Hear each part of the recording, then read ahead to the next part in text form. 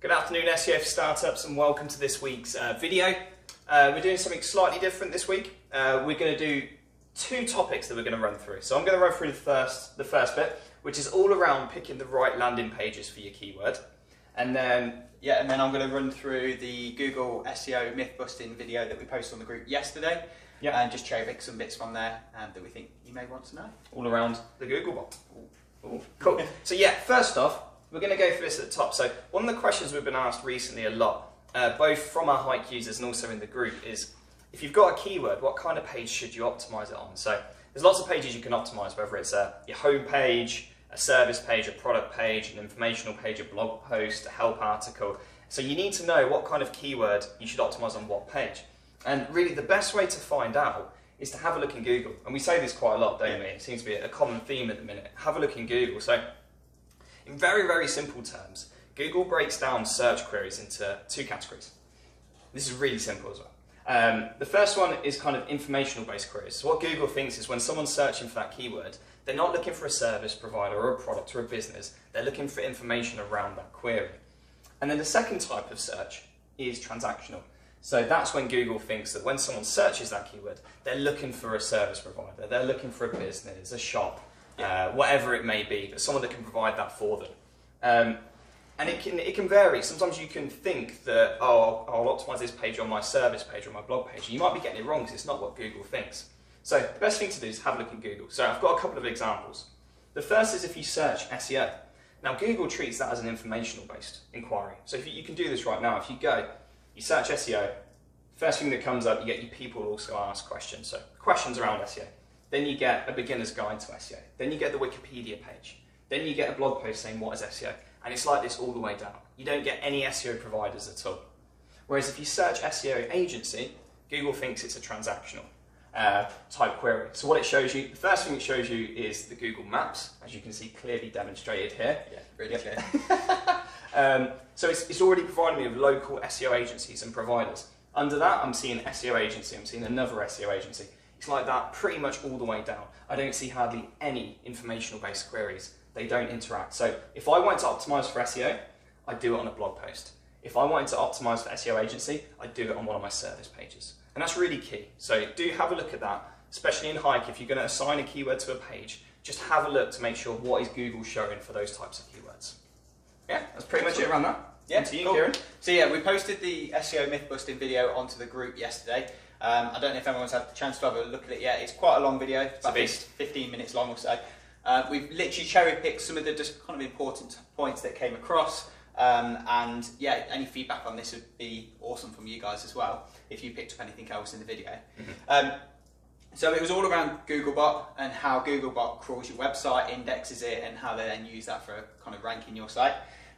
Now, some of the key bits that we picked up on, crawl management, which is what we've talked about before, and we've referred to it as crawl budget before. So essentially, Google indexes a hell of a lot of sites, the whole web. Yeah, it was like 14 trillion pages in 2016. So yeah, I mean, it's ever growing. It's a hell of a lot of resource that they have to then put into actually grabbing each of the pieces of content from the web. Yeah. So crawl management's a big thing from an SEO point of view. Essentially, what you don't want Google to be doing is wasting time crawling your website on pages that you don't really want indexed. So things like tag pages, filter pages, wish list pages, wish list pages, all that sort of stuff. So coming kind of on, it links in with the second point. Use your robots.txt to go through and kind of block any pages that you don't really care about Google finding, having index, that sort of thing.